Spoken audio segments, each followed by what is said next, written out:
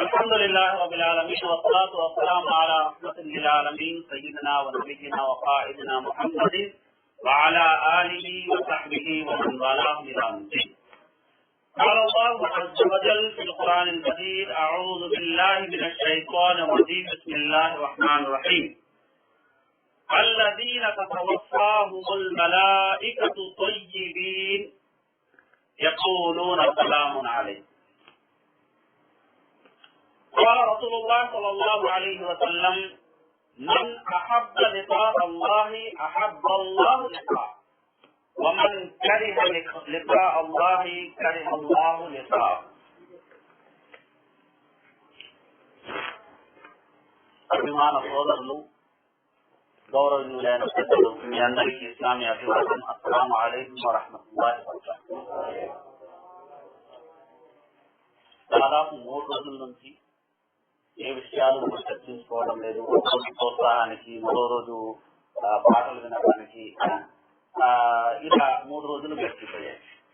కనుక బహుశా మీరు కాస్త దాహం అనేది అధికమై ఉండొచ్చు, వినాలన్న దాహం. ఇన్షాఅల్లాహ్ ఈ రోజు ఏ విషయం గురించి మనం తెలుసుకోబోతున్నామో అదేంటంటే, మరణ సమయంలో విశ్వాసికి లభించే సత్కారాలు, మరణ సమయంలో అవిశ్వాసి పడే సిగ్గులు. నేను మన సోదరులు మధ్యవర్తులు గారిని చదవమని ఇచ్చాము. ఇస్తే ఆయన వచ్చి రాగానే ఆ పదాన్ని మార్చేసి చదివారు. ఏమన్నారు ఆయన? విశ్వాసికి లభించే సత్కారాలు అని. ఏమన్నారని? సత్కారాలు. సత్కారాలు అనడానికి వచ్చేమన్నారు? సత్కారాలు. సత్కారం ఏంటి? అభిమానమా? అభిమానం కదా. ఓకేనా? తక్కువ వచ్చే విషయం కంటే తెలుగు కూడా కాస్త ఇటుబాటు మారిందంటే అప్పుడు మారిపోతున్నాయి. నాజుకైనదే కనుక చెప్పకముందు కాస్త ముందు వెనక ఆలోచించుకోవాల్సి ఉంటుంది. తక్కువ వచ్చే విషయం ఏంటంటే బ్రదర్, మరణ సమయంలో విశ్వాసి ఏ విధమైన పరిస్థితిని ఎదుర్కొంటాడు, అవిశ్వాసి ఏ విధమైన పరిస్థితిని ఎదుర్కొంటాడు అన్నది చాలా ఈ రోజు మనం వివరంగా తెలుసుకునేందుకు ప్రయత్నిద్దాము.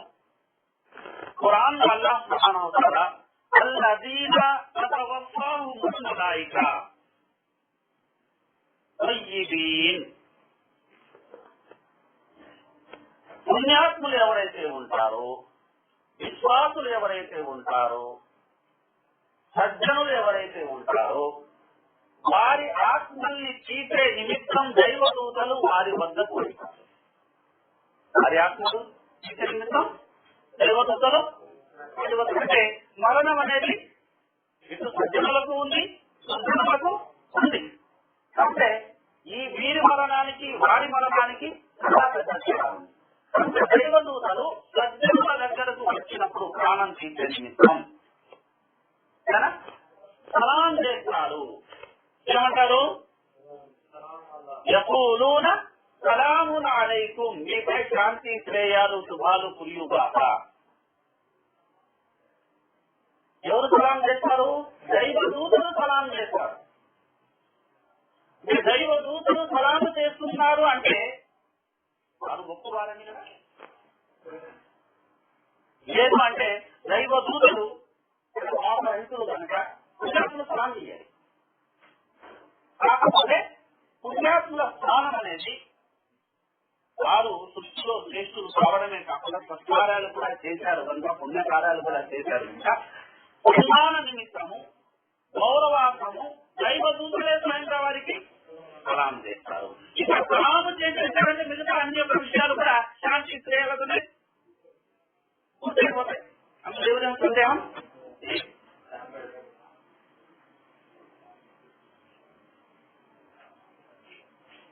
దైవప్రవక్త సల్లల్లాహు అలైహి వసల్లం వారు ఏమన్నారంటే, దైవదూతలు ఒక పుణ్యాత్ముడైన వ్యక్తి వద్దకు వచ్చిన మీదట అతని దేహం నుండి ఆత్మను తీస్తూ, ఓ పవిత్రాత్మ, ఓ పరిశుద్ధాత్మ, ఓ శుభవంతమైన ఆత్మ, నీ ప్రభు సన్నిధి, నీ ప్రభు ప్రసన్నత వైపునకు కూడా అని ఎంతో తేలిగ్గా అతని శరీరం నుంచి ఆత్మను, ఎంత తేలిక అండి. నెయ్యిలో నెయ్యి ఉంది కదా, నెయ్యిలో జంతువుగా పడిపోయింది అనుకోండి, ఇంకా తీయాలంటే చాలా తేలిక, చాలా తేలిక మనం మీ నుంచి తీసేయగలం. దానికన్నా తేలిక దైవదూతలు పుణ్యాత్ముల ఆత్మను వారి యొక్క దేహాల నుండి తీసుకుంటారు. ఆత్మను తీసేటప్పుడు ఏ విధమైన క్షోభ కానీ ఏ విధమైన బాధ కానీ పుణ్యాత్మలకు కలగదు. అలాగే దైవదూతలు వారి వద్దకు వచ్చినప్పుడు సుగంధ యొక్క పరిమాణాలతో వస్తారు. అలాగే ఆ ఆత్మ దేహం బయటికి వచ్చినప్పుడు సుగంధాన్ని వెదజల్లుతుంది. సుగంధాన్ని వెదజల్లుతుంది. ఆ యొక్క పరిమళం అనేది భూమి ఆకాశాలు ఏమవుతుంది, వ్యాపిస్తుంది. ఆ సువాసనను ఆగ్రహించిన యొక్క దైవదూతలు ఇప్పుడు శుభవాత్మను దాని దేహం నుండి తీయడం జరుగుతుంది. కనుక ఈ శుభవార్త ఆత్మకు శాంతి శుభాలు కలిగిగా కానీ వాళ్ళందరూ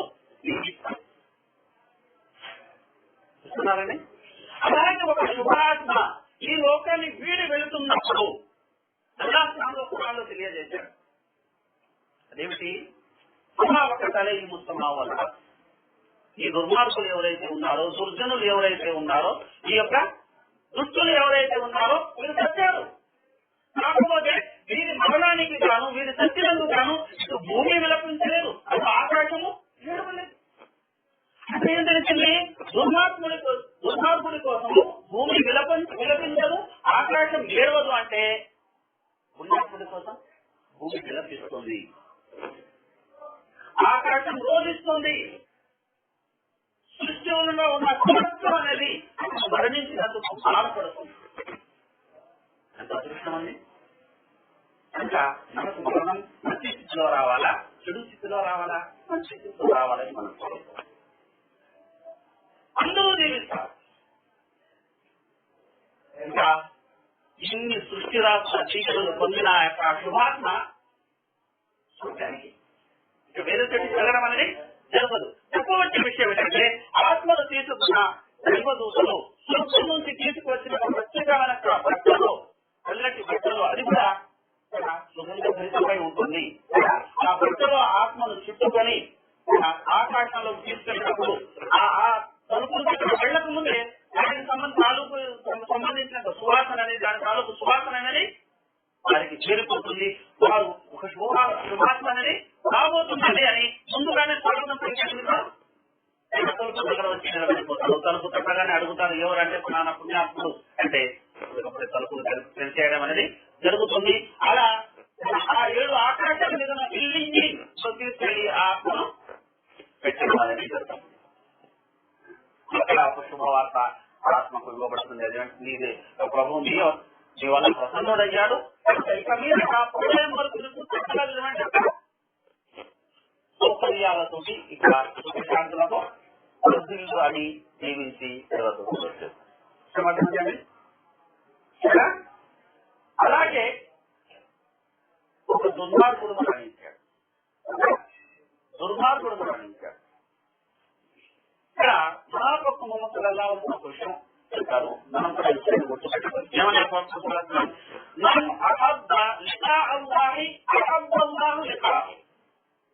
దైవంతో వెళ్ళి కలుసుకోవాలని ఎవరైతే ఆపత్రపడతారో, ఎవరైతే పరితపిస్తారో, మహాప్రభు ముహమ్మద్ చివరి క్షణాల్లో ఏమన్నారో ఆ పరమోన్నత మిత్రుడే కావాలన్నారు. అంటే దైవం దగ్గర వెళ్ళడాన్ని ఆయన ఇష్టపడ్డారు. కనుక ఎవరైతే అల్లాహ్తో కలుసుకోవాలనే విషయాన్ని ఇష్టపడతారో అల్లాహ్ సుబ్హానహు వ తఆలా కూడా వారిని ఇష్టపడతారు. వారి యొక్క కలయికను అల్లాహ్ సుబ్హానహు వ తఆలా ఇష్టపడతారు. అలాగే ఎవరైతే అల్లాహ్తో కలుసుకోవడానికి ఇష్టపడరో అల్లాహ్ సుబ్హానహు వ తఆలా వారితో కలుసుకోవడాన్ని అల్లాహ్ సుబ్హానహు వ తఆలా ఇష్టపడరు.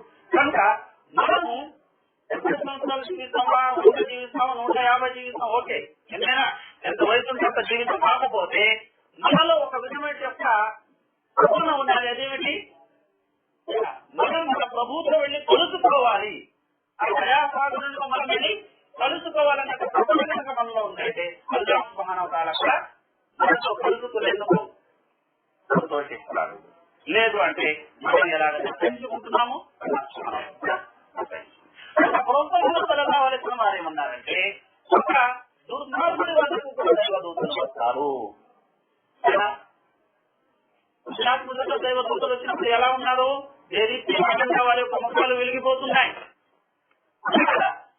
చాలా పరిశుద్ధమైన దుస్తులు తొడుక్కున్నవాడు వచ్చాడు, పరిశుద్ధమైన బట్టలు తీసుకువచ్చాడు, సుగంధాలు తీసుకువచ్చాడు, ఏమేమో ఉన్నాయి. అవును కదా?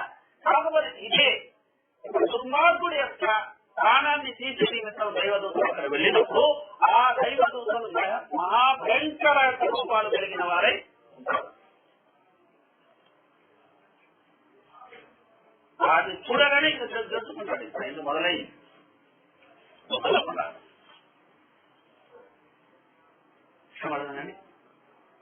మహాభయంకర రూపంతో అతని దగ్గరికి వెళతారు. అలాగే గోని సంచులు పట్టుకెళ్తారు. పరిశుద్ధమైన బట్టలని, సుగంధభరిత బట్టలని ఇవన్నీ. గోని సంచి అనేది దాదాపు మనం దేనికోసం తీసుకెళ్తాము? ఏదైనా ఉంది నింపుకొచ్చేద్దాం అన్న ఉద్దేశంతో తీసుకొస్తాం మనం.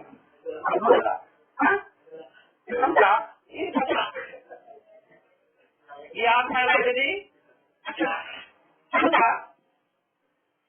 గోని సంచులు తీసుకో. మరి ఏమని సంబోధిస్తాం? ఓ దురాత్మ, ఓ అపవిత్రాత్మ, ఓ అపరిశుద్ధాత్మ.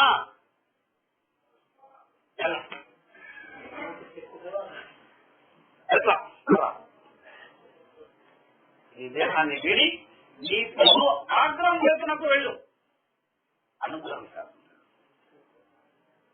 ఈ ప్రభు శిక్ష వైపునకు వెళ్ళు. కనుక అల్లాహ్ సుబ్హానహు వ తఆలా తెలియజేస్తున్నాడు ఇదే విషయాన్ని.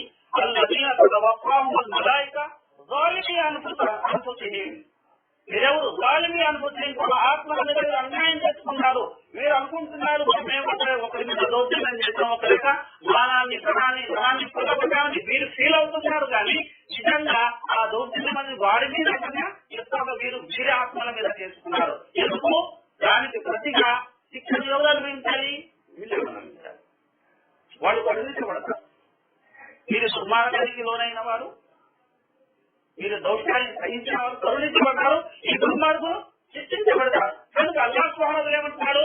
తమ ఆత్మల మీద అన్యాయం చేసుకున్న వారు ఎవరైతే ఉన్నారో వారి దగ్గరకు దైవదూతలు వెళతారు, వారి యొక్క ఆత్మలను తీసే నిమిత్తం. అప్పుడు దైవదూతలు సలాం చేయరు. ఎవరు చేస్తారు? ఇలా ఏదైనా ఎదురు నుంచి ఆశించేవాడు దైవదూతలు చేయగల సలాం వీళ్ళకి. వీళ్ళే సలాం వస్తారా?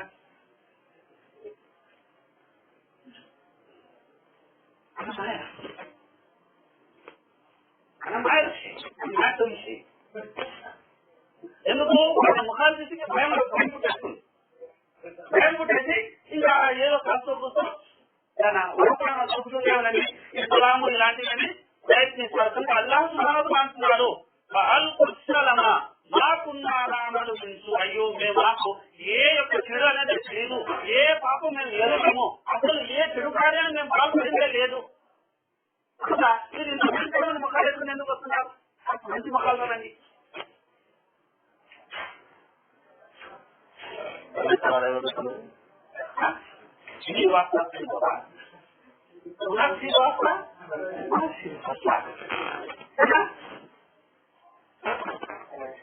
ఏం చేస్తారండి?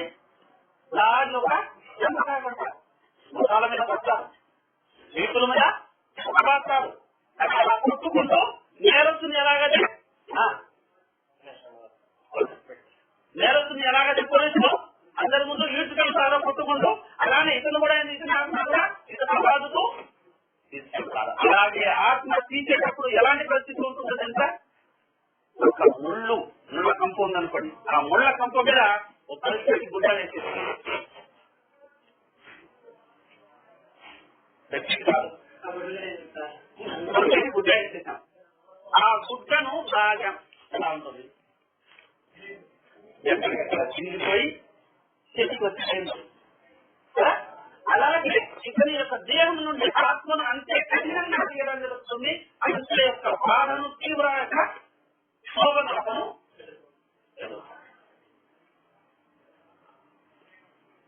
ఆ ఆత్మ దేహం నుండి బయటికి వచ్చినప్పుడు ప్రపంచంలోనే అత్యంత దుర్భరమైన దుర్వాసన,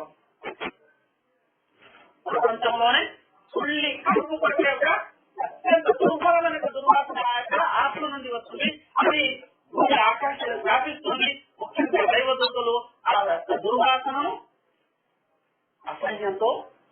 అని కాకుండా శపిస్తారు. ఇది దురాత్మ ఉంది, దేవుడు శపించుగా, అది నాశించుగా దీవెనగా ఉండదు. తర్వాత ఆ ఆత్మను ఆకాశం పెట్టి తీసుకెళ్ళడం జరుగుతుంది. ఆ ఆత్మకు ముందు ఆ దురాత్మ దురాత్మ వస్తుంది. ఈ దురాత్మ వచ్చేస్తుంది కడుపులు మూసండి వద్దు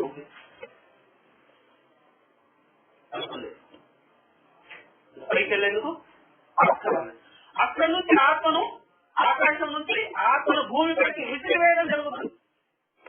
మహాదారుణంగా అవమానకరంగా విసిరివేయడం జరుగుతుంది.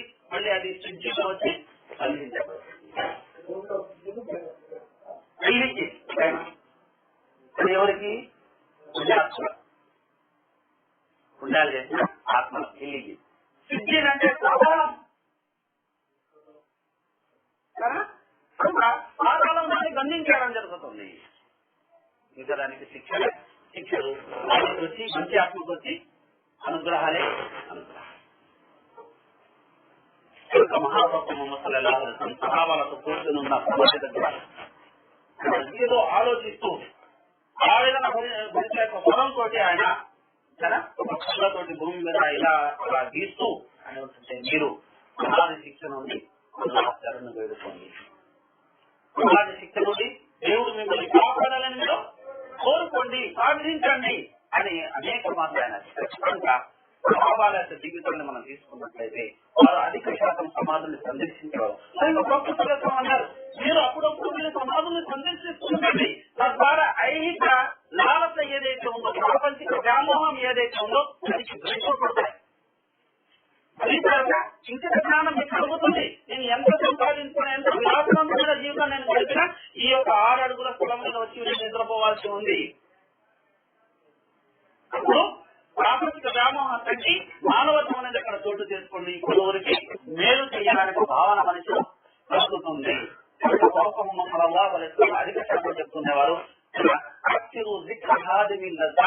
మనిషి మనసులో తుచ్చ కోరికల్ని నిర్మూలించే దాన్ని మీరు అత్యధికంగా స్మరించండి. అదే అల్మౌత్, మరణం. అదేమిటి మరణం. మరణాన్ని మనం ఏం చేస్తున్నాం గుర్తు చేసుకుంటాం. ఇస్లాంలో మీరు గమనించారంటే పెళ్లి లాంటి శుభకార్యంలో కూడా మరణ వార్త ఇస్లాం ఏం చేస్తుంది తెలుసా మీకు? మరణ వార్త అంటే అలా తమూతున్న ఇలా అంటూ ముస్లిమోన్, మీకు ముస్లింగా తప్ప మిగతా స్థితిలో మరణం రాకూడదు అని మరణాన్ని గుర్తు చేస్తుంది. కారణం ఏంటి? మనిషి సృష్టిస్తాడు, హద్దులు మీరుతాడు. ఆ సమయంలో మరణాన్ని గుర్తు చేయడం అనేది అతని హద్దుల్లో ఉంచుతుంది.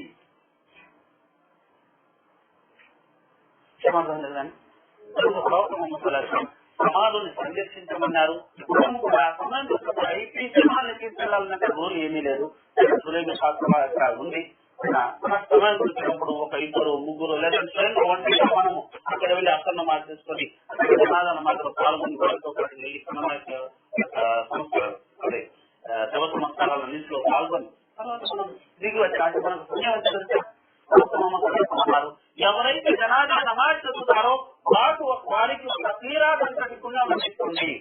ఎవరైతే జనాదా నమాజ్ చదవడమే కాకుండా జనాదాతో పాటు వెళ్ళి ఆ శవ సంస్కారాలను పూర్తి చేసుకుని ఎవరైతే తిరిగి వస్తారో వారికి 2 తీరాలు కనుక యొక్క పుణ్యం లభిస్తుందంటే సహాబాల నేర దైవ ప్రవక్త తీరాట్ అంటే ఏమిటి అన్నారు. ఎందుకంటే తీరాట్ అంటే ఏమిటంటే ఉహద్ పర్వతం అంతటి పుణ్యం అన్నారు. ఉహద్ పర్వతం అంతటి పుణ్యం అని ప్రవక్త ముహమ్మద్ సల్లల్లాహు అలైహి వసల్లం అన్నారు. ఇది దేనికి ఫలితంగా? మనం వెళ్ళి ఒకరి జనాజా నమాజ్ చదవడం ఫలితంగా. అలాగే వారిని తీసుకెళ్లి మన యొక్క కార్యాలను మనం పాల్గొన్న కారణంగా అల్లాహ్ సుబ్హానహు వ తఆలా మనకు ఇంతటి ఇస్తున్నారు. ఏ క్షణము జీవితాన్ని ఎలాగైతే మనం వర్తిపోమో ప్రయత్నిస్తున్నామో మరణాన్ని సైతం గుర్తు చేసుకుంటూ ఉండాలి. చివరికి ఒక మాటకు నా ఒక మాటను పూర్తి చేస్తున్నాను. ఒక వ్యక్తి దగ్గరికి ఒక సహాబి దగ్గర ఒక సహాబి వచ్చారు. సహాబి వచ్చిన మీద ఉన్నారంటే అంటే ఈ రోజు ఎలా గడిచింది, ఈ రోజు ఎలా ఏ విధంగా ఏ స్థితిలో తెరిచావు అని. కానీ అతను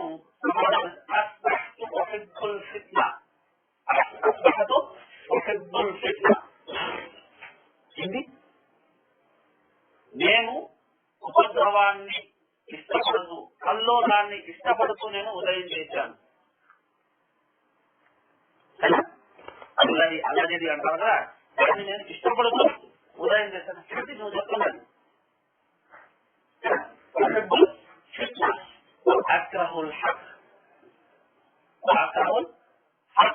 సత్యాన్ని అసహించుకుంటూ నేను ఉదయం చేశాను. సత్యాన్ని అసహించుకుంటూ ఉదయం చేసావా? తర్వాత ఏమన్నారు?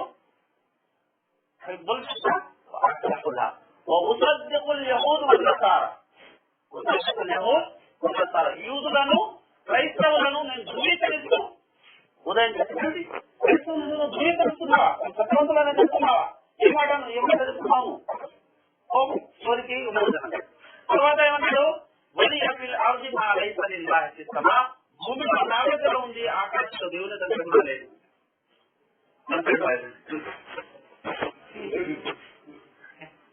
చేసిందని ఏం చేసింది చెప్తున్నాను.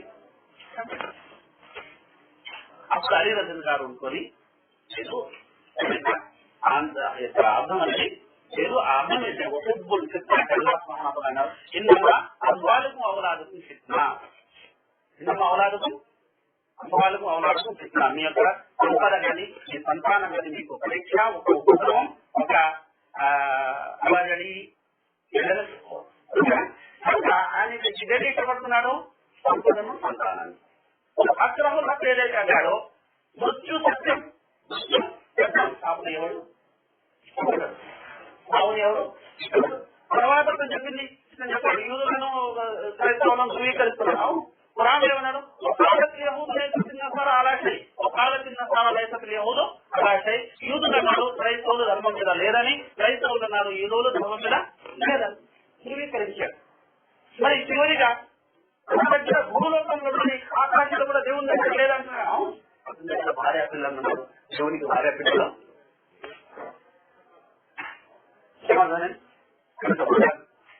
మనం హిందూ యొక్క మరణాల గురించి మనం తెలుస్తున్నాం. అందులో మంచి మరణం ఒకటి ఉంది, చెడు మరణం ఒకటి ఉంది. చెడు మరణం ఉనికి రాకూడదు. అల్లాహ్ సుబ్హానహు వ తఆలా మనందరికీ మంచి స్థితిలోనే మరణాన్ని ఇవ్వాలని మనం కోరుకోవాలి. చివరికి ఒక మాట అంటున్నాను, అల్లాహ్ సుబ్హానహు వ తఆలాతో మరణాన్ని కోరుకోకూడదు. హెచ్చరించారు, మరణాన్ని కోరుకోరు, సహనాన్ని కోరుకోకూడదు. సహనాన్ని కోరుకోకూడదు, మరణాన్ని కోరుకోకూడదు. సహనాన్ని కోరుకోవడానికి ఆపదలు కావాలి అని, మరణాన్ని కోరుకోవాలంటే జీవితం నాకు ఏంటంటే ఈ విధంగా వేడుకుంటాం. ఒకవేళ అలా ఫీలింగ్ ఉంది కష్టస్థితులు అంటే ఓ అలా జీవితం నా కోసం మేలైనదైతే నాకు జీవితాన్ని ప్రసాదించు, లేదు జీవితం కన్నా మరణమే మేమనిపిస్తే నాకు మరణాన్ని ఇవ్వు. ఓకేనా? అలాగే ఆపదల్లో ఉన్నప్పుడు, కష్టాలు ఉన్నప్పుడు మాకు ధైర్యాన్ని ప్రసాదించు, ఈ యొక్క సమస్యల నుంచి బయటపడే ధైర్యాన్ని ప్రసాదించని వేడుకోవాలి తప్ప ప్రాణం ప్రసాదించమని వేడుకోవాలి. అందుకని మనందరికీ చెప్పడం కన్నా ఎక్కువగా పాటించే పరిస్థితులు ప్రసాదించాలి. దాని దాని ఇంకా అందరూ విన్నందుకు శ్రద్ధగా మీ అందరికీ హృదయపూర్వక ధన్యవాదాలు.